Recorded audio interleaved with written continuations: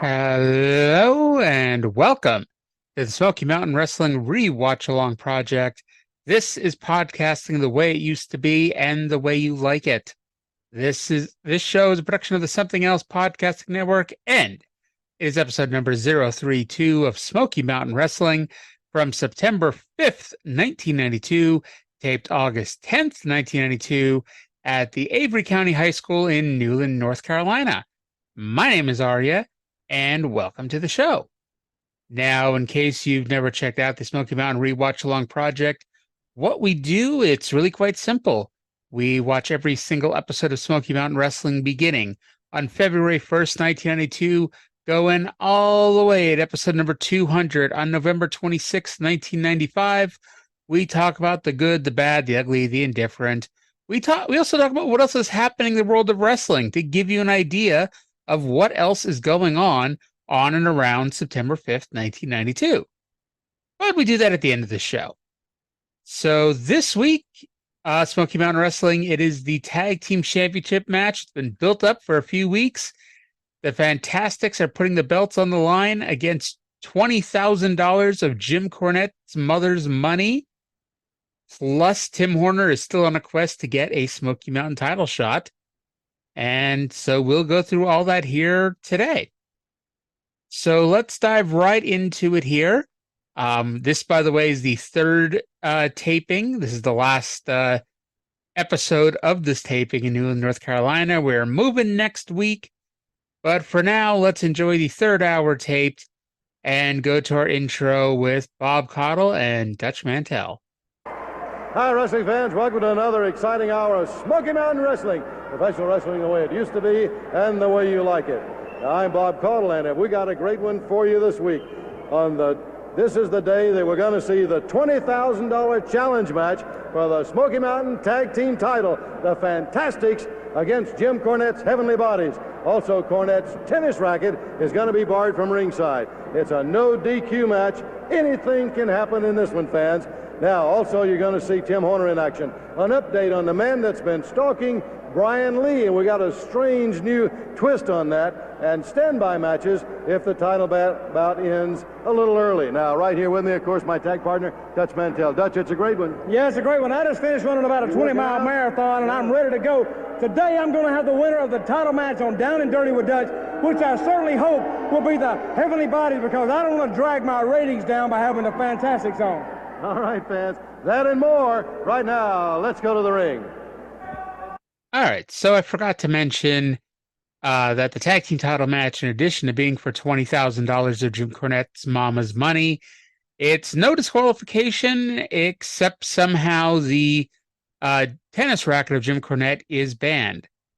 Now, what they don't bother to mention is in this no disqualification match, what if, and just work with me here, what if the tennis racket comes into play? It is a no disqualification match after all. Oh well, I'm purely just asking a hypothetical since, spoiler alert, the tennis racket has nothing to do with today's title match.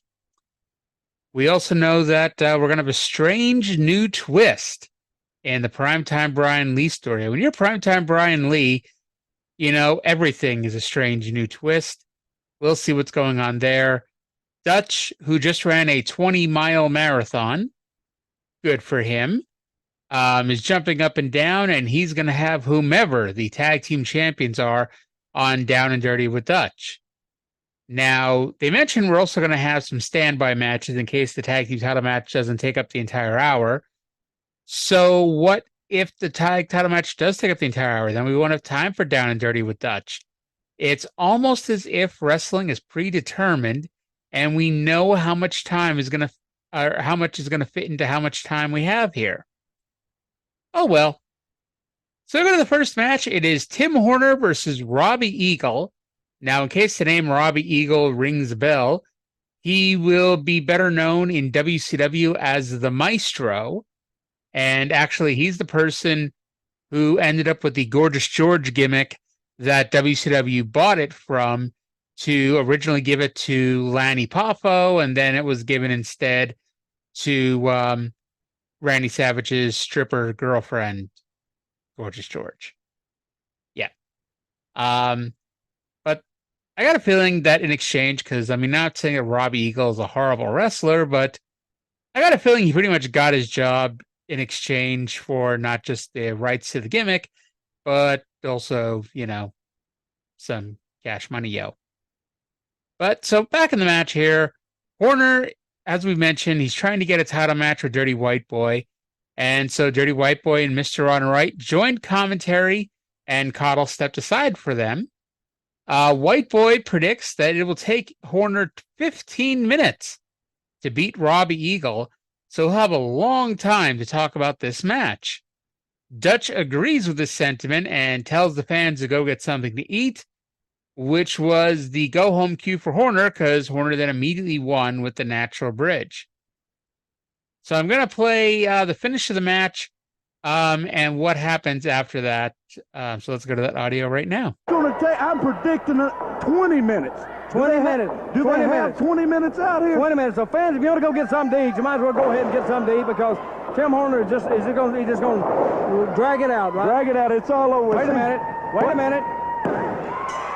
Hey, the phone's ringing back in the back. I got to go answer the phone, Dutch. See you later. White Lightning, Tim Horner. Well, there you saw it, fans. Tim Horner got a quick win. The White Boy was predicting 15 or 20 minutes. But now Tim Horner's making his way over to the set. Let's take a look at it. Right now, the roll-up on Robbie Eagle and the signature move by Tim Horner.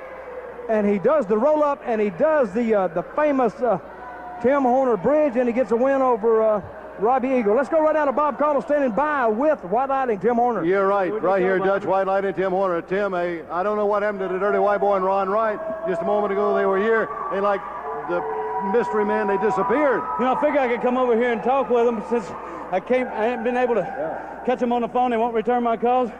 I just want to know something. I saw him out here last week pulling names out of the hat. I want to make sure my name is in that hat.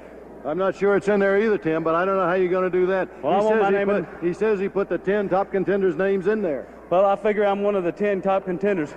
So let me tell you something, Dirty White Boy. Like I said last week, I'm not saying I can beat you, Dirty White Boy. All I want is an opportunity. Just put my name in the hat. I'll be satisfied with the luck of the draw, because sooner or later, my name's got to come up. So, Dirty White Boy, just remember that. And if it hadn't been for last week, I saw what he did. Danny Davis might have won that match. But don't forget, I'm behind you, looking for you every step you go. All right, hot on the trail of the Dirty White Boy. There he is, White Lightning, Tim Horner. And fans, will be back right after we take this time out. Why can't we go back in time and make Jim institute the Tim Horner rule that I've been trying to institute here? We need 30-second at best for Horner. Like, I'll say less, but trying to be nice here. You have to have, he's talked about you can't have a top baby face without giving him promo time. 30 seconds is plenty of promo time. And that generally is when he starts stumbling and bumbling. And if you haven't noticed, his best, to, be vague with the term best, his best promos have been 30 seconds and less. But here, it was funny. It sold that Dirty White Boy really is afraid of Tim Horner. Horner wins the match quickly with the natural bridge, and suddenly Dirty White Boy is the only person who hears that phone, that pesky phone, and being the gentleman that he is, that Mr. Ron Wright is teaching him to be, he had to go answer it because obviously no one was answering. Now, Horner literally jogs over to the announce position to cut his post-match promo, which, considering his match didn't last long, I'd have to guess that it was the jogging that led to him to be out of breath. But he does say he thinks he's one of the top 10 contenders, and he's happy to wait his turn as long as his name is in that hat that Dirty White Boy's pulling challengers out of. So we talked about this last week, and no one yet has to correct me. I do think there's only about 10 people that you could consider the top 10 contenders. So, hey, Horner's probably in there somewhere. So up next, now we've been talking about how today's the big match. It is the Fantastics versus the Heavenly Bodies for the Smoky Mountain Tag Team Titles. This feud's been going on since May. You could say it's been going on since, in some ways day one, since they were building up Jim Cornette, bringing in his mystery team. As soon as the mystery team comes in, there's these sideways glances with the Fantastics. They had the title match, the original title match that led to the Heavenly Bodies winning and injuring Jackie Fulton's knee. And, they showed a 7-minute retrospective here of basically just the recent development. So everything since Fire on the Mountain when the Fantastics won the belts. Honestly, at this point, there's been so much development in this story, you probably could fill up an entire, 48-minute show just with the developments in this feud, and to build it up for the next week's program, which would not have been a bad idea ultimately, but hey, maybe we can convince Corny to do this, 30 years ago. Anywho, after the 7-minute retrospective, we're going for a live promo. Jim Cornette and the Heavenly Bodies are there with their money. Let's go to that now. That's right now, Jim Cornette, the Heavenly Bodies, Killer Kyle, and Jim. We got a very special guest right here. Let me tell you something, the Fantastics, they were so cowardly, they were so scared. They wouldn't get in the ring with these men for any amount of money. But everybody's got their price, brother, and I found Bobby and Jackie Fulton's. This man right here is Mr. Robert J. Lacey. He's the vice president of the Third National Bank of Morristown, Tennessee, where Smoky Mountain Wrestling has its corporate headquarters and its corporate bank account. Bob Armstrong would not take a check from me. He wanted to see cash. Well, brother, I got cash. Open that up, Jack. $20,000 in cash, brother. Get a good shot of it. That's what's on the line in this tag team title match. And I can promise you this, Fantastics, you ain't never seen this much money in your life, brother. And you ain't never gonna get your filthy, stinking hands on it. We are gonna personally beat you within an inch of your life and leave you with pocket change and bittersweet memories. And we're gonna take the 20 grand and the tag team title back home. Let's get out of here. And Kyle is staying with the money. Kyle is going to watch the money. Talk to Mr. Lacey. Go ahead. All right. Yeah, Mr. Lacey. Mr. Lacey, $20,000. It's in real money. You verify that? It's verified. And Jim Cornette put it up. Jim Cornette put it up himself. Yes, he did. All right. Let him say something. Who's going to get the money? The winner of this match right now. The winner of this match. You're going to get the money. Oh, all right. Jim Cornette and those are going to get the money. Let's go to the ring, fans. Right after we take this time out, it's going to be a Lulu. It's going to be a Lulu up next. All right, so I forgot to mention Killer Kyle was there. Killer Kyle, the reason why I forgot to mention him, he was literally standing off camera. Someone tell poor Kyle that, you need to be on this side of the camera. This side of the camera. You need to be in front of the camera here, buddy. But I do find it funny that, Killer Kyle is one of Cornette's men, and he's in charge of holding the money that will go to the Fantastics if they win the tag team title match coming up here in a minute. Now, Corny, here's an interesting, I don't know how really interesting this is, but he introduces Robert Lacey of the Third National Bank in Morristown, Tennessee, where Smoky Mountain Wrestling has their headquarters and their corporate bank account. The reason why I find that interesting is I don't know if this is the actual man, but if you watch the audio clip, the 30-minute audio clip on YouTube where Jim Cornette buries Tim Horner, he mentions Buzz Lacey of the Third National Bank in Morristown.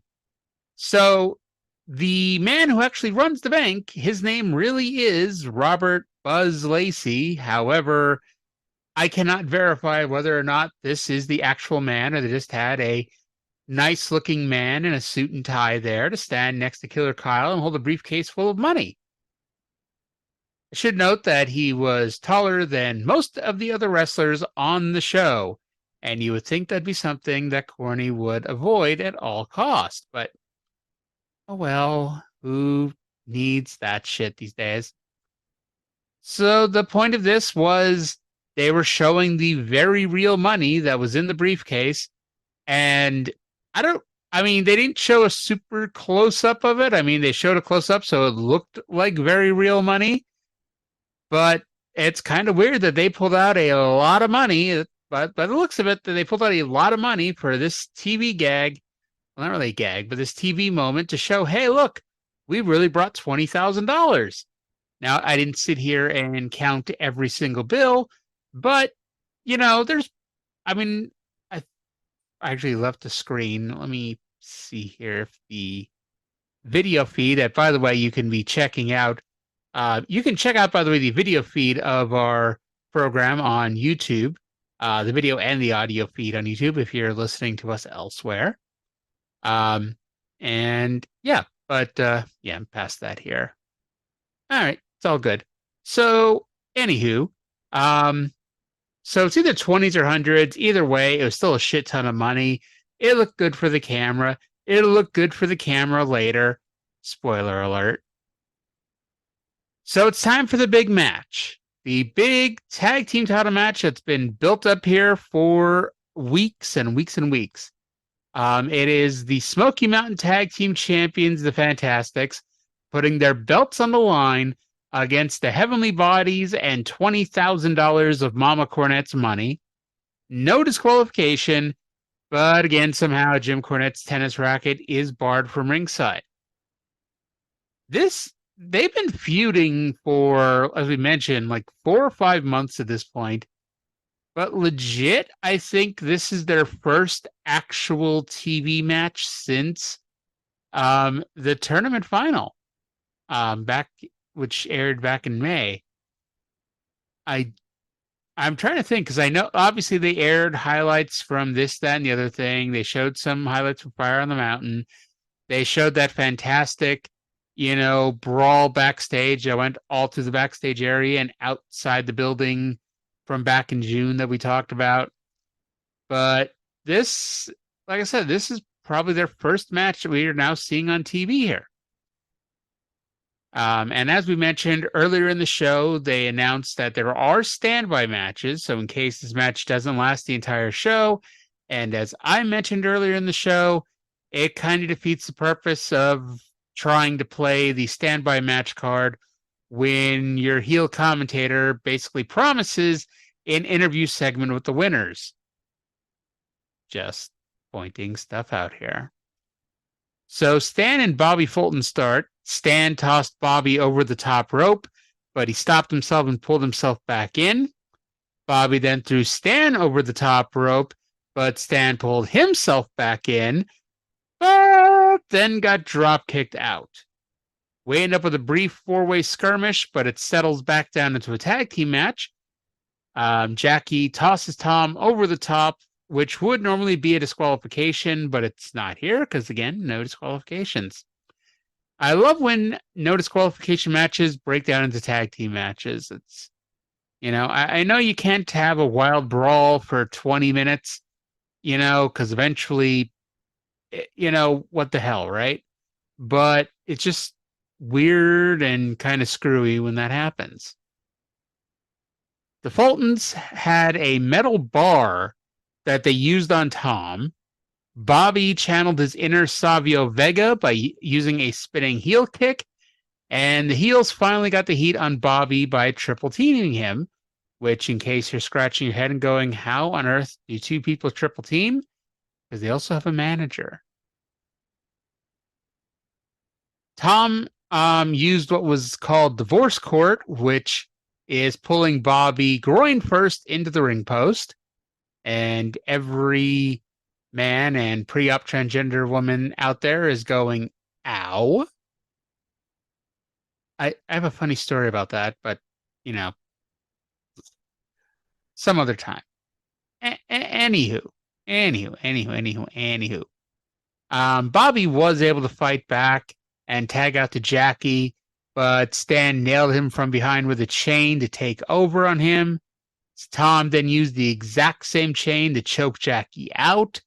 Tom pitched Jackie over the top rope, which made Stan run off screen.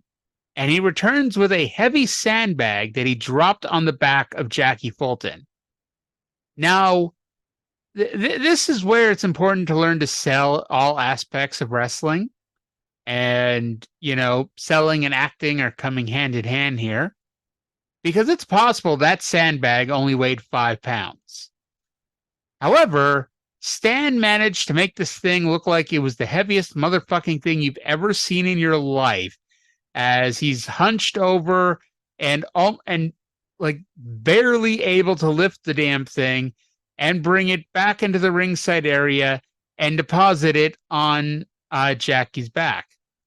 And we didn't have a fan standing by, reach over, pick up the bag, and realize it's, 5 pounds or 10 pounds. So it is believable because what we're led to believe is this very heavy sandbag got dropped on Jackie Fulton's back. And that's all we know. Bobby briefly realized this was a no disqualification match, and he got involved and posted Tom outside the ring. Despite that, the bodies continued to beat on Jackie until Jackie clapped Stan's ear, since we're still selling the busted eardrum gimmick with Stan wearing his headgear to hold down his hairpiece in case that didn't need to be drummed in your head anymore. At this point is when all hell breaks loose. The Fultons collide on the apron and Jackie runs into the referee. Bobby had the match won with a small package, but no ref. Outran Mark Curtis. So at this point, you're thinking, oh, fuck, we're getting a dusty finish because here comes the second referee. Bobby slaps on the sleeper, but Stan's flailing arm takes out Mark Curtis. Jesus H. Christ. Finally, the finish sees Corny spray ether on a rag. He gets up on the apron, pulls out a rag, pulls out an industrial-sized bottle of ether. He sprays that rag something fierce. He smothers Bobby with it. The original referee drags himself in, counts to 3, and yes, ladies and gentlemen, dreams do not come true.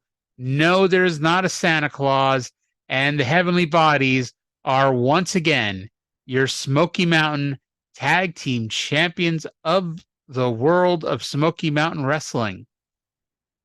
And the kings are dead. Long live the new kings, the kings of Smoky Mountain Wrestling. And this wasn't really meant to be funny. However, we go back to the announce desk, and Killer Kyle dramatically closes the briefcase and walks away with the money. And just, I'll be honest, the preposterousness of it just was a very funny visual to see. So now, because, hey, wrestling's fake and this match didn't take up the entire hour, let's go, as promised, to Down and Dirty with Dutch and our new Tag Team Champions of the World. Okay, everybody, welcome to Down and Dirty with Dutch. I'm Dutch Mantell, and you're not. And right now, I want y'all to give a big hand to the new Smoky Mountain Tag Team Champions, the Heavenly Bodies. And Jimmy Cornette, I want to shake your hand. It was a tremendous strategy that you had, and you pulled it out, saved your mama $20,000, and you are to be commended. And thank you for coming on to my program here to keep me from having the Fantastics out here and killing my ratings. I'm a little choked up right now because I'm so happy. We got the gold back. We kept Mama's money. But you know something, you people, you're not thanking me. You're not being grateful. You see what happened right there? The referee was knocked from the ring. There was no official to keep any participants in the match from serious injury. I saw an old wound on Bobby Fulton's forehead open up. Blood began to protrude. So what did I do? Being a manager that's always prepared, I pulled out my first aid kit and I sprayed some disinfectant on a cloth. That's what I told him. And as I sprayed that disinfectant, I went in there to wipe off the wound to see if he was hurt so badly that he may not be able to continue. I saw after cleaning the wound that he was fine. I let the match continue, but then suddenly, boy must have a drinking problem. He dropped over. Yeah. He went to sleep. Maybe he got bit by a tsetse fly. He passed out. Dropped over straight away. So the Heavenly Bodies are the new Smoky Mountain Wrestling Tag Team Champions, brother. That's great, Jimmy. And Jimmy, for helping him, you're a great humanitarian. Guys, I just want to ask you, Stan, what does the future hold for the Heavenly Bodies? Well, first of all, let me say this. You know, I've told Tom and Jim for a long time that I thought I smelled not only cigarette smoke on their breath, but liquor. And now it's a proven fact they're drunk and he passed out. So no more of those guys. From now on, it's the Rock and Roll Express. We've beaten them so many times before, it's going to be like a piece of candy beating those guys again. I can't wait. Tell them, Tom. We just proved to hundreds upon thousands of people on TV that we are the Smoky Mountain Tag Team Champions. And we'll prove it to you, Rock and Roll. We'll prove it to anybody. You keep the camera going while I'm talking because we are your champions. Okay, fans, there it is. Down and dirty with Dutch. Stay tuned. We'll be right back. Great win, Jimmy. Great win.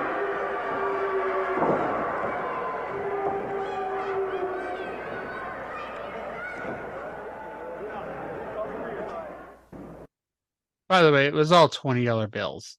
So to answer the burning question from earlier. Okay. So did you ever see the video on YouTube where Don West, back in the day when he was still selling baseball cards, at one point he was selling 3,000 baseball cards and he knocks them over on the ground and begins swimming in them. And it's this hilariously awesome, preposterous moment, you know, that you can still see on YouTube of the late Don West. It's just tremendous. It's a tremendous visual and something that's really fun to actually see. This is what Jim Cornette does with the money, and he did it on purpose. He towards the end of the promo, and this is why all of a sudden you hear Dr. Tom's voice getting fainter because Dutch was bending down to reach for some of the money. Corny throws a bunch of the money on the mat and gets down and begins swimming in it, and is just it's fantastic. You know, I hate to keep using the word since that's our babyface tag team that just did the job in a title match, but it was indeed fantastic here. And the promo in general, like, this was the Heavenly Bodies show here. Cornette, this was not even the Heavenly Bodies show. This was the Jim Cornette show. Cornette starts talking about how, you know, he's being this great humanitarian. The referee was knocked down. There was no trained medical personnel at ringside. So when Bobby Fulton is bleeding a little bit, Corny has to provide first aid. And so what he does is he goes into his medical bag and he pulls out not a can of ether, but a can of disinfectant, because he's trying to help Bobby Fulton. And it just so happens that it was while Bobby Fulton was on top of one of his men and it was nearing the finish of a wrestling match. What a wacky coincidence here, if I do say so myself. And so Corny goes in with his rag that's covered in disinfectant to go to help, you know, wipe the blood off of Bobby Fulton and to, you know, try to get him back to 100% health. Unfortunately, Bobby Fulton is apparently a drunk, and so breathing in those fumes, he passed out. He passed out. And that's how the Heavenly Bodies were able to make the cover and win the championships. I gotta say, that was a magnanimous gesture on behalf of our top heel manager, I say that like there are any babyface managers. There's not. But a magnanimous gesture by, although, is he really the top manager at this point? I mean, arguably, yes. He does tend to get more screen time than Mr. Ron Wright, even though Mr. Wright is managing the heavyweight champion of the world versus the tag team champions, but still. Anyway, Stan says that this proves that they are drunks. He's been talking about how it wasn't just cigarette smoke on their breath, that they were drinking the booze here. And they said they're moving on from the Fantastics. So the Fantastics feud, it appears to be done. D-U-N-N done. And this is when I mentioned that Tom takes over, starts cutting his promo, but Corny drops the money on the ground and him and Stan are swimming in it. And Dutch is reaching down for the money and pulling the microphone away from Tom while he's at it. So, great job there by Dutch. But so just great all around. We saw back in June, I mentioned that there was an episode of Smoky Mountain where if you're ever going to watch an episode of Smoky Mountain, that's the show to watch. This was about as good of a 20 to 25 minutes as you're going to get, at the moment anyway. And as we've mentioned before, it's kind of sad that, Corny used this amazing angle at the end of the day. Because like I said, it really has been a fantastic angle since day one. And it's kind of sad that it's still while Smoky Mountain is getting their feet wet, still trying to gain some traction.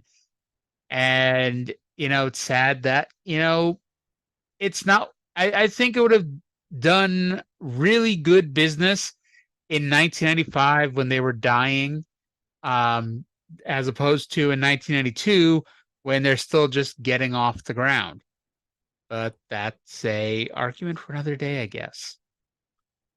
So because we have some time to kill, because the show still has a good 14 or 15 minutes left, we have more promos. Let's go now to a promo with Mr. Wonderful Paul Orndorff.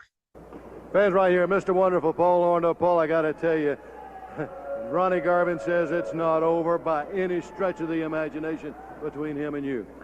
Well, you know something, if Ronnie Garvin, the man of Fist of Stones, whatever they call him, if he's all the man that he says he is, then why didn't he step into the ring? That's what I want to know. And another thing, Ronnie Garvin gets out here, he hugs and kisses these little kids and everything. Who are you kidding? Listen, I don't need to do that. I'm Mr. Wonderful. I got the Rolex watches. I got the gold. I got the brand new Mercedes. I got everything it takes. And Ronnie Garvin tries to relate to these 8-to-5ers out here, these mountain men, so-called mountain men. And then I heard him say that whatever his witness is to his promise, that before it's over with, he's going to pile drive Mr. Wonderful. Yeah. Let me tell you something, Ronnie Garvin. Nobody in this world is ever going to do that. Fans, that's the story right there from Mr. Wonderful, Paul Orndorff. Hey, it's happened again. The man that has been stalking primetime Brian Lee, he did it again. Let's go back now and look at the latest incident that happened. I had nothing to do with it. Orndorff says he has nothing to do with it. Can you believe a dastardly heel, I guess? I guess we'll see here. Anyway, so Orndorff talks about what happened last week, which, again, we talked about when it happened. Ronnie Garvin says to Paul Orndorff that this isn't over. He wants to fight again. And Paul Orndorff, the heel, basically comes out and says, okay, let's fight now. And Ronnie Garvin, the babyface, basically said no.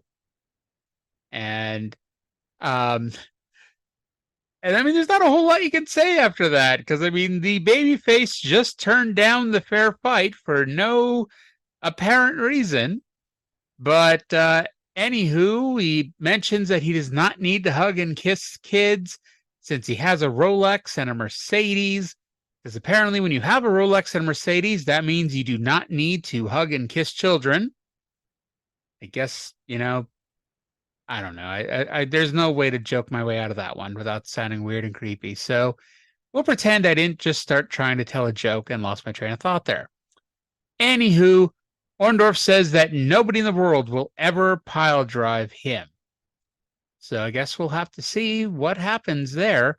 Because, yeah, like I said, Ronnie Garvin is still around. He's here till December, which I honestly thought he was gone at this point. I remembered he did the match with Garvin, or the pile driver match with Garvin, and I thought that was it. But I was wrong. Wrong. Okay. So from there, they show us the highlights of a recent Texas death match between Dirty White Boy and Primetime Brian Lee. And what happened at the finish was our large Caucasian Abdullah the Butcher ran in to attack Primetime Brian Lee. Horner ran in to help out, but the damage was done and he was long gone. Back in the ring, DWB cracked Brian Lee with a chair, and from all accounts, appeared to have gone on to a victory here. So let's go back now to Primetime Brian Lee and Bullet Bob Armstrong, who are at the desk with Bob Caudle for a promo. Commissioner Bob Armstrong fans, Commissioner, it continues to happen to him. Somebody, whoever this individual or whatever he is, continues to stalk him. Yeah, the reward posters were bad enough, $10,000 on Primetime Brian Lee, but now I got a letter in the mail.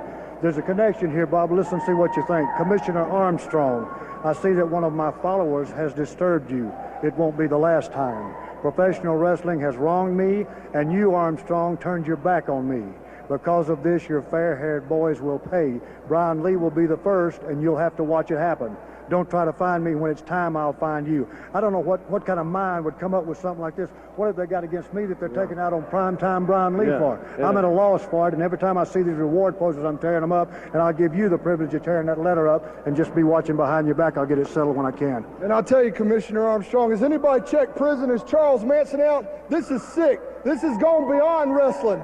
This is a man's life who you're talking about. You know, it's hard enough getting in the ring and facing a man one-on-one. You know, I've got to watch people around my back. I can't even go out and eat now. $10,000, they don't even put this on guys that break out of prison. So I'll tell you what, I have no problem one-on-one. But this right here, I'm not scared to say it's got me a little bit shook up. I got to look over my shoulder every minute of the day. You know, Bob, I don't know if it's friend. It could be anybody. I just don't know what to do. Well, fans, this is continuing. It's got to come to a head. We got to find out. We got to know more about it, and we'll keep you posted as time goes on. Fans, we'll be back. We'll have more right after this. All right, so the bizarre, strange, weird turn in the Brian Lee saga is that apparently it is somebody from Bullet Bob Armstrong's past. And whomever it is, you know, instead of sending guys after Bullet Bob, they're sending guys after, you know, Bob's fair-haired boys. He's sending them after Bob's top baby faces. And in this case, it's more top baby face because they're going after Primetime Brian Lee. And at the moment, there's nothing that Bullet Bob can do about it. Brian Lee is, you know, a little shook up, he says. He's wondering if Charles Manson has gotten out of prison yet. And that might be what's going on here. And hopefully for Primetime Brian Lee's case, that's not what's going on. It's not Charles Manson. In fact, I'll just shoot that theory down right now. Spoiler alert. I may not know who Caucasian Abdullah the Butcher is. However, that the payoff to this will not be Charles Manson. Okay, so from here, they show us a recap of last week's Rock and Roll Express Stud Stable match, which, if you recall, ended in a double disqualification. And then let's go to a Rock and Roll Express promo. You know, Jimmy Golden, Robert Fuller, what you're trying to do is run roughshod over the Rock and Roll Express, guys. Hey, that's not going to happen. You sure got that right. You know, it's a pleasure to be here at Smoky Mountain Wrestling, and it's a pleasure to be back with Robert Gibson. But let me tell you one thing, Stud Stable. There's nothing that we can do about you jumping on us.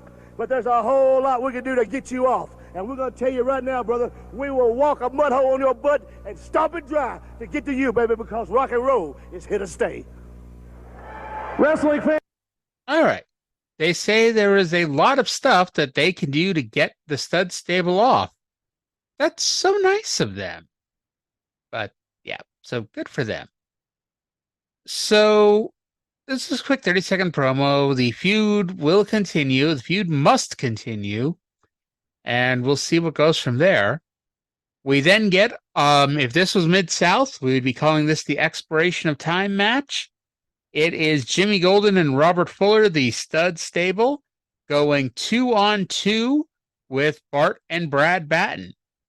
Now, if you're watching the video version, right now you're watching a local promo with Fuller and Golden because, spoiler, in case you thought that local promos just stopped, I just don't play the local promos unless there's something really interesting to air with them.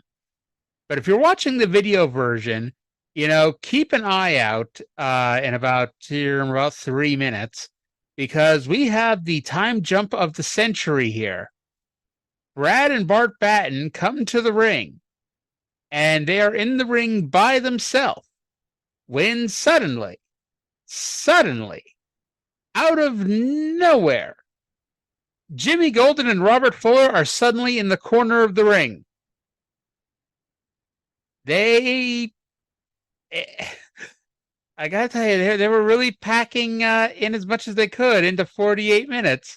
And this was one of those times it's like, okay, all right. Now, this is the first time we've seen the Battens on TV since either June or July, before the Rock and Roll Express came back. So they've been pushed down and off TV. We'll see throughout Smoky Mountain that they typically only have 4 push teams, which for the most part is not a bad thing, except when it becomes a bad thing. Because we do see them go to the same well a little too often later on with the Rock and Roll Express, because they do break up, but they're not going anywhere anytime soon, which is great for, the next 2 years. But when we get into 1995, you start going, okay, it's still the Rock and Roll Express. And as great as they are, there's nobody for them to feud with here. But anywho, that's a argument to have in 3 years. But for now, it's funny because we have 2 pushed babyface tag teams, and I think we mentioned this already.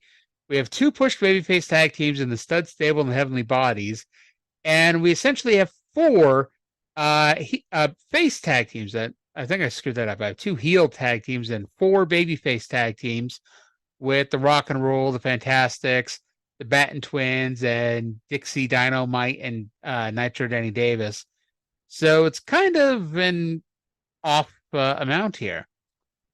Anywho, this is a very basic match. Not that there's anything wrong with that. It just leads to not a lot to talk about.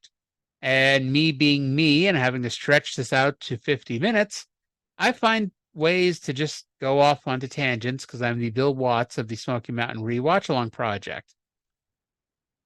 Anywho, we finally break down into a 4-way, and one of the Battens has Golden in a twisting abdominal stretch, but Fuller comes off the middle rope with a double axe handle, which lets Golden pick up the win. The show abruptly ends here with the announcement that next week it's the Stud Stable versus Dixie Dynamite and Danny Davis. And I guess whatever else Buddy Landell was in got edited off because this was his last taping before being fired for singing Moon River during the I Quit match with Tim Horner.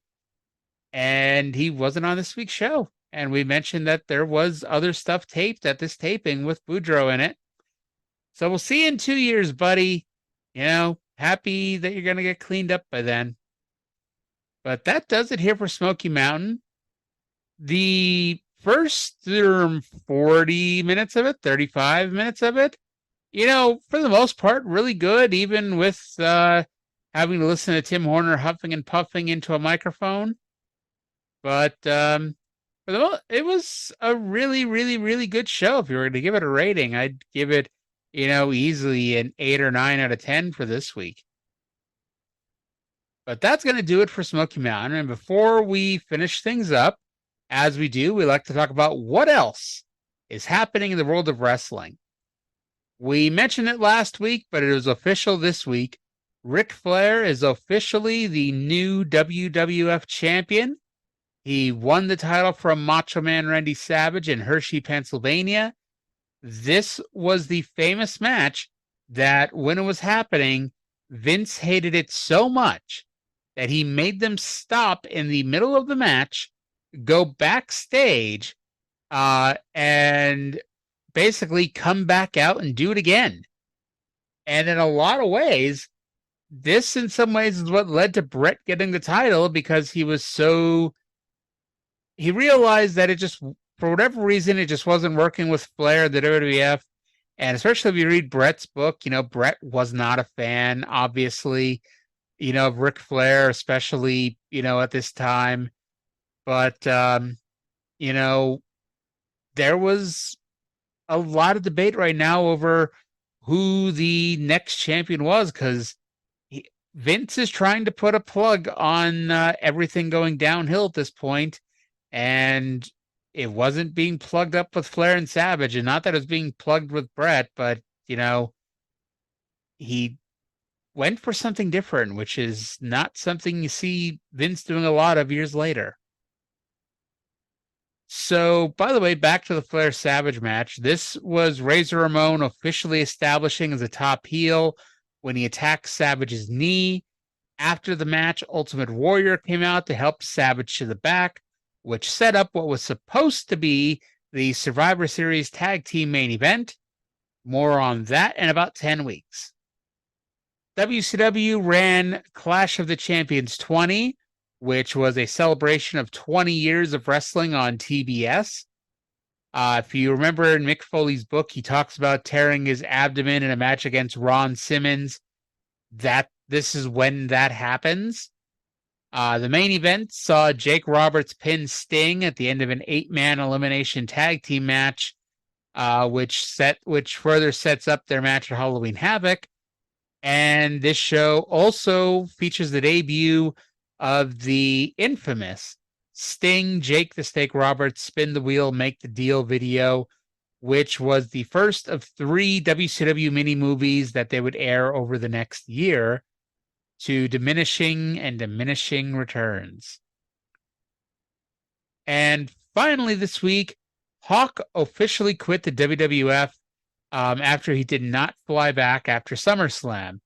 And you can watch the Road Warriors DVD, because it was, they talk about it in some pretty good detail here. Hawk had his issues, and we all know those issues. If you've been following wrestling for any length of time, Hawk had some dependency issues, and unfortunately, shit was going on in his life right now. He just did not come back from England after SummerSlam.